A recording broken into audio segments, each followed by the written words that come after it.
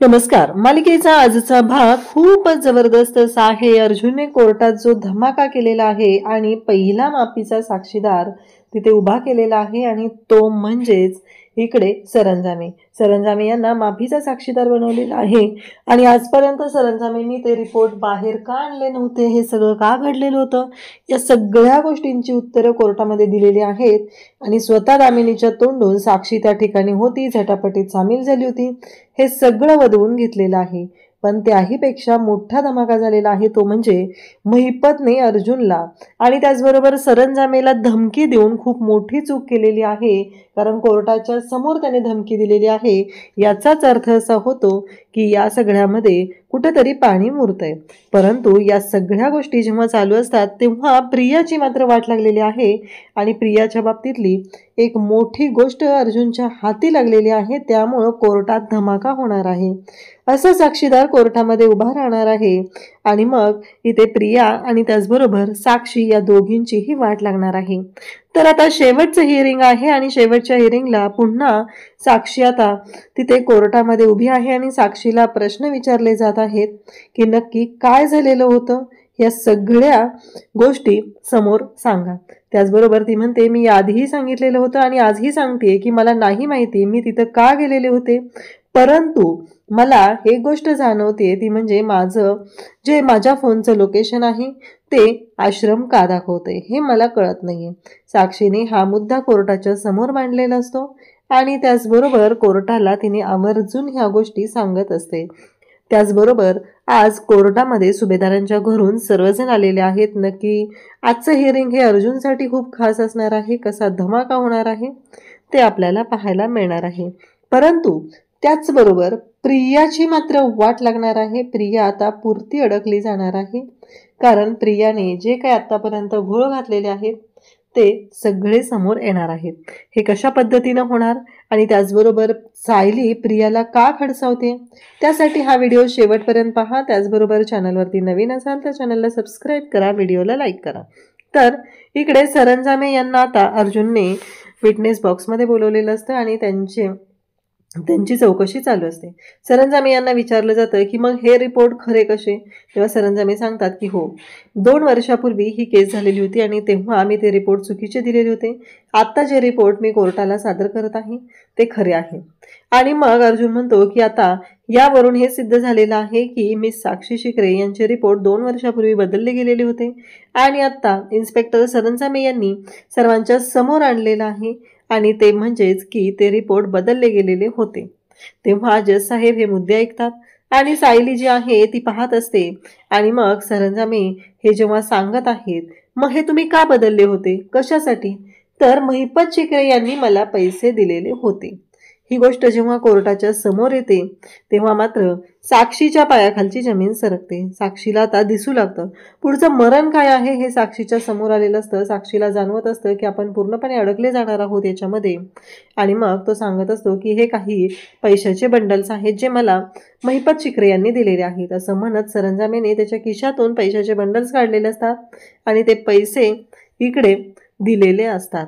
त्याचबरोबर अर्जुन आणि त्याचबरोबर सगळेजण तिथं आहेत. अर्जुन म्हणत असतो की आत्ताच कोर्टाच्या समोर मी हे प्रूव्ह केलेलं आहे की महिपत शिकरे यांनी पैसे दिलेले होते आणि त्याचबरोबर महिपत शिकरे यांच्या धमकीमुळे इकडे इन्स्पेक्टर सरंजामे यांनी ते रिपोर्ट बदललेले होते. अजूनपर्यंत त्यांना पैशाची पाकिटं येत होती. त्यावेळेस साक्षी म्हणते की हे सगळं खोटं आहे, हा सगळा माझ्या विरोधात रचलेला बनाव आहे, जज साहेब मला वाचवा, माझं आयुष्य उद्ध्वस्त होतंय, असं म्हणत साक्षी बिचारी रडायला लागलेली असते, हात जोडत असते, कोर्टाला विनंती करत असते आणि त्याचबरोबर ती रडत असते. खूप तिला वाईट वाटत असतं. एकतर साक्षी खूप इमोशनल आहे, तिला कधीच या गोष्टी करायच्या नव्हत्या, या गोष्टीमुळं तिला त्रास होत होता आणि आज हे सगळं जे काय आहे ते घडलेलं असतं ते मात्र खूपच भयानक पद्धतीने झालेलं असतं आणि इकडे अर्जुनने कोर्टाच्या समोर या सर्व गोष्टी मांडलेल्या असतात. परंतु साक्षी रडत असते तेव्हा महिपत उठतो. जेव्हा साक्षी रडायला सुरुवात करते तेव्हा महिपतला या गोष्टी सहन होत नाहीत. कारण महिपतला त्याच्या मुलीच्या डोळ्यात पाणी दिसलेलं चालत नाही, त्याला वाईट वाटतं आणि त्याच वेळी महिपत उठतो आणि म्हणतो नाही, तुझा बाप आहे ना, तुला कोण अडकवतो ते बघतो. त्या अर्जुन सुभेदारला पण बघतो आणि त्याचबरोबर सरंजामेला पण बघून घेईल. माझ्या मुलीला याच्यामध्ये अडकवलं जातंय, माझ्या मुलीचा याच्यामध्ये काहीही दोष नाही असं म्हणत महिपत आहे तो आता कोर्टामध्ये धमकी द्यायला सुरुवात करतो. आणि तेव्हा मात्र इकडे खूप मोठी गोष्ट घडते आणि कोर्टामध्ये धमकी देणं असे शब्द वापरणं ही चूक आता भागात पडते. तेव्हा जज साहेब ओरडायला सुरुवात करतात. ॲडव्होकेट देशमुख, आत्ताच्या आत्ता तुमचे जे अशील आहे, तुमचे जे क्लायंट आहेत त्यांना शांत राहायला सांगा. अशी जी त्यांची वर्तवणूक आहे ती पुन्हा या कोर्टात सहन केली जाणार नाही अशा पद्धतीने बोललं जात असतं. आणि त्याचबरोबर त्यांना खडसावून सांगितलं जातं. तेव्हा मात्र इकडे साक्षी म्हणत असते की जज साहेब माफ करा, कारण मला खूप भीती वाटलेली होती. ह्या सगळ्या गोष्टींमुळे मला अडकवण्याचा प्रयत्न केला जातोय. हे सगळं माझ्या विरोधात रचलेलं कारस्थान आहे, त्यामुळं मी हे सगळं अशी रिॲक्ट झालेली आहे असं म्हणत साक्षी पुन्हा कोर्टाची माफी मागू लागते. त्यानंतर महिपत जो आहे तो मात्र हादरलेला असतो. महिपतलाही जाणवत असतं कुठंतरी असं आता मन म्हणत आहे की नाही, काहीतरी असं विचित्र फिलिंग येत आहे, वाईट वाटतंय, नक्कीच काहीतरी असं वेगळं होणार आहे, या गोष्टी जाणवत असतात. आणि त्यामुळं तर महिपत आणि साक्षी अशा पद्धतीने रिॲक्ट झालेले असतात. त्याच वेळी इकडे रविराज म्हणत असतात की खरंच असे काहीतरी पोलीस अधिकारी असतात, डिपार्टमेंटची माणसं असतात आणि त्यामुळंच हे सगळं अशा पद्धतीने घडत आहे असं ते बोलत आहेत. रविराजांचं म्हणणं आहे की नाही, या माणसाने पोलीस डिपार्टमेंटला बदनाम केलेलं आहे. आणि तेव्हा मात्र प्रिया जी असते ती पाहत असते, तिला जाणवत असतं की नाही आता याच्यामध्ये खरंच ही साक्षी अडकत चाललेली आहे. प्रियाला पण माहिती आहे की प्रिया याच्यामध्ये अडकली तर तिची काय वाट लागणार आहे. त्यानंतर आता दामिनी म्हणते की मला क्रॉस एक्झामाइन करायचं आहे आणि त्यासाठी मला इकडे इन्स्पेक्टर सरंजामे यांना काहीतरी प्रश्न विचारायचे आहेत. तेव्हा ती पुढे येते, तिने परवानगी घेतलेली असते कोर्टाची आणि मग तिने प्रश्न विचारायला सुरुवात करते. मग जेव्हा तिने सरंजामेंना विचारते की 2 वर्ष, मला सांगा किती वर्ष झाली या केसला, किती दिवस झाले, तर सरंजामे सांगतात की 2.5 वर्ष. मग तुम्हाला आजच सज्जनांचा पुतळा बनायचं होतं का? इतक्या दिवसात तुम्हाला प्रामाणिकपणे ही गोष्ट मांडता नाही आली की नक्की काय झालेलं होतं ते? आजच तुम्हाला सांगावं वाटलं का की आजच तुम्ही एवढं प्रामाणिकपणे इथे येऊन सांगत आहात की या सगळ्या ज्या गोष्टी आहेत कोर्टाला बोलून दाखवत आहात? तेव्हा मात्र सरंजामे म्हणतात की हो बरोबर आहे तुमचा प्रश्न, पण माझा इन्शुरन्स होता. कसं आहे, मला माहिती होतं हा रिपोर्ट म्हणजे माझा इन्शुरन्स होता. मला माहिती आहे की जेव्हा महिपतची गरज संपेल तेव्हा तो एकतर मला मारून टाकेल किंवा मला धमकी देईल. त्यामुळं मला हा रिपोर्ट माझ्याकडे ठेवणं खूपच गरजेचं होतं आणि म्हणून मी तो रिपोर्ट माझ्याकडे ठेवलेला होता. हे सगळं बोलणं सुरू झालेलं असतं आणि तेव्हा मात्र सरंजामेंनी कोर्टात स्पष्ट सांगितलेलं असतं, कारण माझ्या जीवाला धोका आहे म्हणून मला हा रिपोर्ट त्यांना दाखवून मी त्यांना धमकावू शकत होतो किंवा माझ्या जीवाचं रक्षण करू शकत होतो. हे ऐकल्यानंतर दामिनी पुन्हा शांत होते आणि मग ॲडव्होकेट अर्जुन सुभेदार, आता दामिनी तिथं पुढे येऊन बोलणार असते तेव्हा अर्जुन म्हणतो शांत व्हा, कशाला ताकद वाया घालवताय, मी बोलतो ना. कसं आहे, आत्ता फिंगरप्रिंट सापडलेले आहेत, एवढ्या एका गोष्टीवरून आपण इथे मान्य प्रूव्ह करू शकत नाहीये, तुम्ही इथं प्रूव्ह केलेलं नाही की हा खून साक्षीने केलेला आहे. अर्जुन म्हणतो अहो मलाच काही अख्ख्या महाराष्ट्राला पाठ झाले तुमचं हे वाक्य, तुम्ही काय बोलणार आहात ते, अहो तुम्ही असंच बोलणार होता हे मला माहिती आहे. तेव्हा दामिनी म्हणत असते की बरोबर आहे. कसं आहे, एवढ्यावरून तुम्ही नाही म्हणू शकत, कारण आमच्याकडे आय विटनेस आहे, ज्या व्यक्तीने पाहिलेलं आहे की मधुकर पाटील यांनी खून केलेला आहे आणि त्याचबरोबर त्या पिस्तुलावरती साक्षीसोबतच मधुकर पाटील यांचे सुद्धा हाताचे ठसे आहेत असं इकडे दामिनी बोलायला सुरुवात करते. त्यावेळेस अर्जुन म्हणत असतो हो बरोबर आहे, परंतु मला काय म्हणायचंय माहितीये का, अर्जुन बोलत असतो, त्यांच्या दोघांमध्ये अगदी वाद विवाद चालू असतात आणि अर्जुन तिथे कोर्टामध्ये युक्तिवाद करतो आणि शेवटी दामिनी बोलून जाते हो झटापट झाली, त्या झटापटीमध्ये साक्षी शिकरे सामील झालेली असू शकते आणि त्याचबरोबर त्यामध्ये तिच्या हाताचे ठसे त्या पिस्तुलावर आहेत. तेव्हा अर्जुन म्हणतो की चला, ॲडव्होकेट दामिनी देशमुख यांनी ही गोष्ट तर मान्य केलेली आहे की तिथे झटापट झालेली होती, त्या झटापटीमध्ये साक्षी शिकरे सामील होती आणि त्याचबरोबर इकडे साक्षी शिकरे यांच्या सोबत तिथे झटापट झालेली आहे. अर्जुन म्हणतो की point to be noted milord, म्हणजे अर्जुनने हे प्रूव्ह करून घेतलं, हे मान्य करून घेतलं दामिनीकडून की असं घडलेलं होतं. म्हणजेच अर्जुनचे युक्तिवाद जे असतात ते खूपच जबरदस्त असे असतात आणि त्यामुळंच या सगळ्या गोष्टी एवढ्या जबरदस्त पद्धतीने अर्जुन मांडू शकलेला असतो. सायली मात्र भारी हसत असते, तिला खूप छान वाटत असतं. आणि मग अर्जुन कोर्टाला सांगतो की हे बघा, काहीही झालं तरीही असे युक्तिवाद झालेले आहेत, हे अर्जुनने कोर्टाच्या समोर आणलेलं असतं.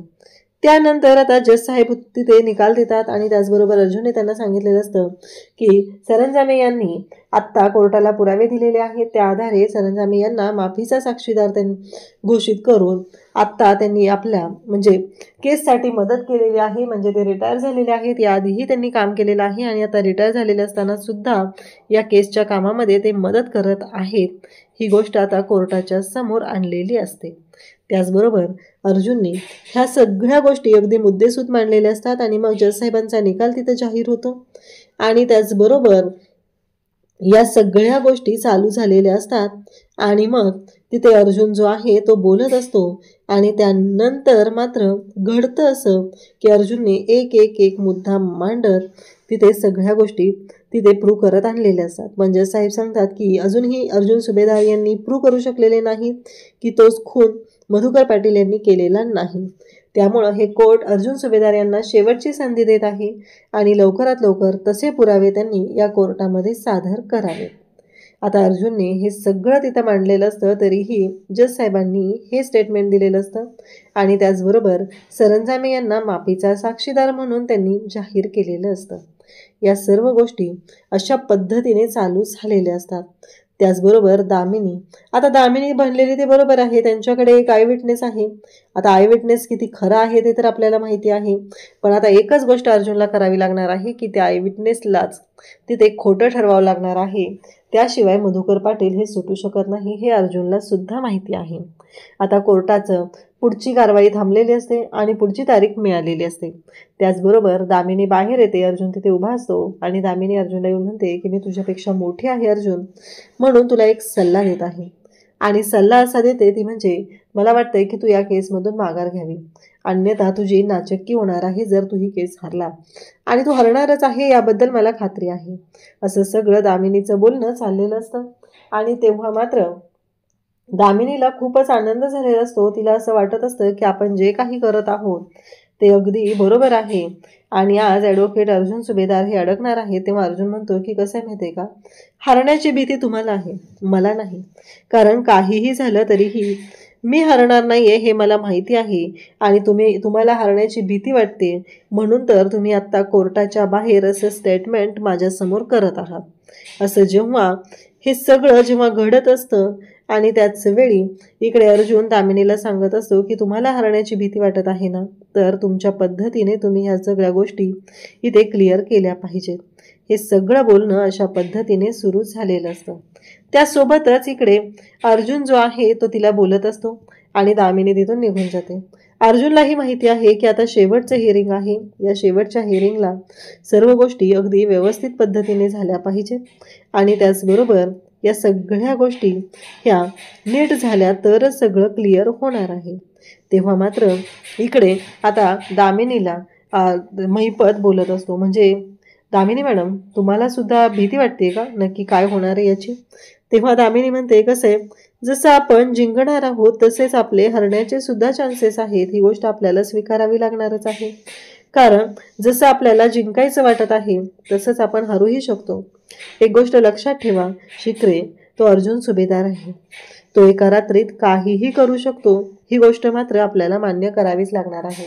तेव्हा महिपत आणि साक्षी म्हणत असतात की अहो तुमच्याच आशेवर आम्ही आहे आणि जर तुम्ही अशा पद्धतीने बोललात तर कसं शक्य, कसं चालेल हे सगळं, अशा पद्धतीने त्यांचं बोलणं चाललेलं असतं. तेव्हा दामिनी म्हणत असते आपल्याला सुद्धा हुशारीने सर्व गोष्टी हँडल कराव्या लागणार आहे आणि या सर्व गोष्टी जर आपण व्यवस्थित मॅनेज करू शकलो नाही तर मात्र खूप अवघड होणार आहे. आता दामिनी त्याचबरोबर महिपत सगळेजण घरी पोचलेले असतात आणि त्यानंतर मात्र काही गोष्टी आता सुरू झालेल्या असतात. दामिनी ऑफिसमध्ये असते, ती केसचा विचार करत असते.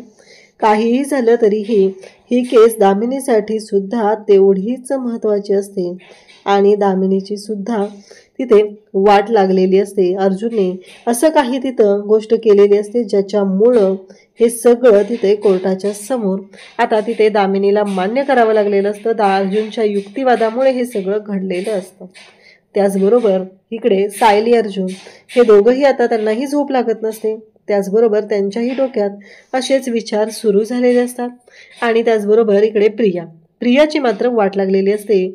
आणि त्यानंतर साक्षी तर रडत असते, कासावीस होत असते. तिला भीती वाटत असते की आता मला जेलमध्ये जावं लागणार की काय.